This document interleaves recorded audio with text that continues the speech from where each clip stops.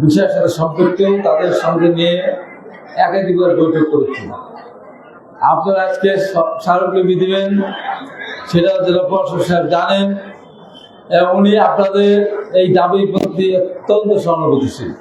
উনিও চান আপনারা ক্ষতিপূরণ পান, কারণ আপনারা তো কেমনভাবে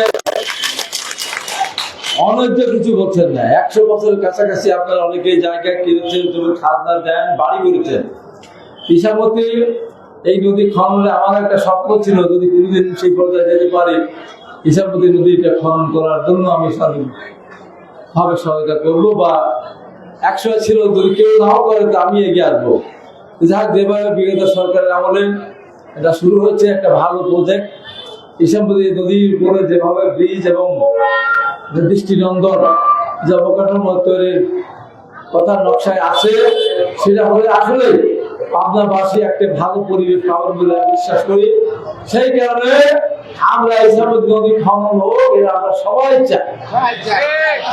কিন্তু আমাদেরকে বঞ্চিত করে এখানে তো ব্যক্তিগতভাবে কারোর টাকা না। আপনারা বাড়ি ঘর করে আছেন, দীর্ঘদিন আছেন, এই যে ছোট বাচ্চাদের নিয়ে আপনারা এখানে এসেছেন, যত অবসরে না হলে আপনারা এখানে আসতেন না। এর আগে আপনারা আন্দোলন করেছেন, অনেকে টাকা পাবে না বা তাদেরকে অন্যায়ভাবে উচ্ছেদ করার যখন চেষ্টা করেছিল, বুলডোজার নামিয়েছিল, হয়তো বুলডোজারের নিচে গিয়ে তারা আত্মহত্যা দেননি, কিন্তু ওই চিন্তা করতে করতে তারা হার্ট অ্যাটাক হয়তো অনেকেই পৃথিবী ছেড়ে চলে গিয়েছেন। সেগুলোর জন্য তাদের আত্মার মাগফিরাত কামনা করি। আর আপনারা এই যে দাবি নিয়ে দীর্ঘদিন আন্দোলন করছেন, এটা আপনাদের ন্যায্য, একদম ন্যায্য। তাই আমি বলবো, আপনারা এখানে অপেক্ষা করবেন। আপনাদের নেতারা আপনাদের পক্ষ থেকে এই ইসামতি নদী পাড়ের যে বৈধ বসতি যে সংরক্ষণ কমিটি আছে, মিন্টুর নেতৃত্বে, তারা ডিসি মহোদয়ের কাছে স্মারকলিপি দিবেন।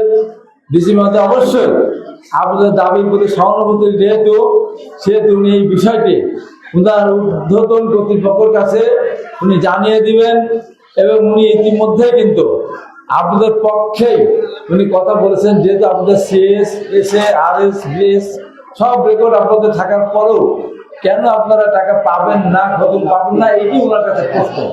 তাই এই ব্যাপারে ডিসি সাহেবকে ভুল বোঝার কোনো কারণ নেই। উনি ওনার মতো করে যে রিপোর্টটা দিলে আপনাদের পক্ষে যাবে এবং আপনারা ক্ষতিপূরণ পাবেন, উনি সেই মতোই আপনাদের জন্য রিপোর্ট দিবেন। তাই আপনারা এখানে আরো অন্য কিছু সংগঠন দাবি দেওয়া নিয়ে এসেছে, এখানে অনেকক্ষণ থাকলে হয়তো তাদের জন্য তাদের যেহেতু তারা এসেছেন সেটি হয়তো তারা করতে পারবেন না।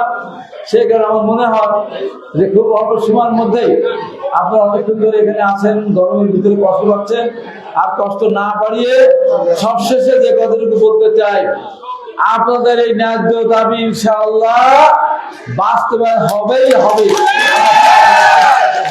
সরকারকে বুঝাবো, কেন সরকার বুঝবেন না? সরকারের কাছে তো এই ক্ষতিপূরণ আমরা এমনি চাচ্ছি না, আমরা মাংনা চাচ্ছি না, সাহায্য চাচ্ছি না, ভিক্ষা চাচ্ছি না, করোনা চাচ্ছি না, আমাদের ন্যায্য অধিকার আমরা পেতে চাই। এই অধিকার যতক্ষণ পর্যন্ত আদায় না হবে ততক্ষণ পর্যন্ত আপনারা আন্দোলন চালিয়ে যাবেন, আমরা আপনাদের পাশে থাকবো ইনশাআল্লাহ।